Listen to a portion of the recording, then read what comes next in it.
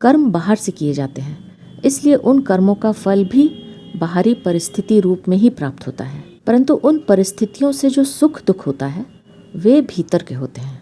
इसलिए उन परिस्थितियों में सुखी तथा दुखी होना शुभ अशुभ कर्मों का अर्थात प्रारब्ध का फल नहीं है, प्रत्युत अपनी मूर्खता का फल है।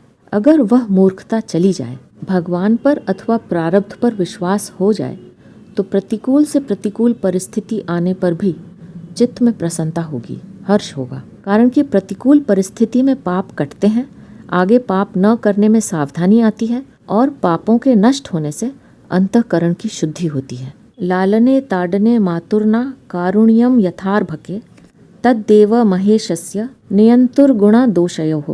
यानी जिस प्रकार बच्चे का पालन करने और ताड़ना करने दोनों में माता की कहीं अकृपा नहीं होती, उसी प्रकार जीवों के गुण दोषों का नियंत्रण करने वाले परमेश्वर की कहीं किसी पर अकृपा नहीं होती।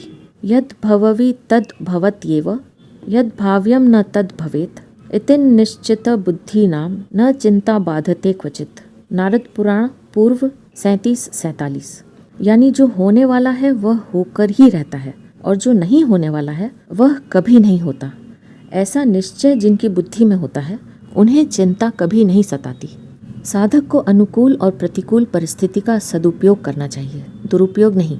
अनुकूल परिस्थिति आ जाए तो अनुकूल सामग्री को दूसरों के हित के लिए सेवा बुद्धि से खर्च करना अनुकूल परिस्थिति का सदुपयोग है और उसका सुख बुद्धि से भोग करना दुरुपयोग है।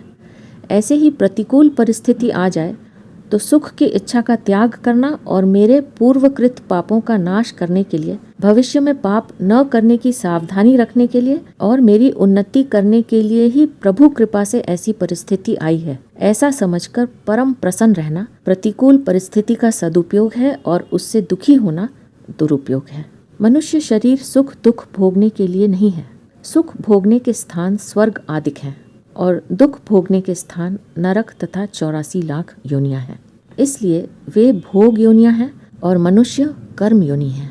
परंतु यह कर्म योनि उनके लिए है जो मनुष्य शरीर में सावधान नहीं होते, केवल जन्म मरण के सामान्य प्रवाह में ही पड़े हुए हैं। वास्तव में मनुष्य शरीर सुख दुख से ऊंचा उठने के लिए अर्थात मुक्ति की प्राप्ति के लिए ही मिला है। इसलिए इसको कर्म योनि न कहकर साधन योनि ही कहना चाहिए।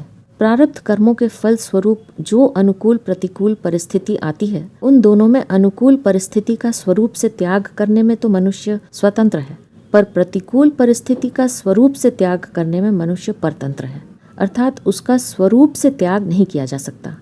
इसका कारण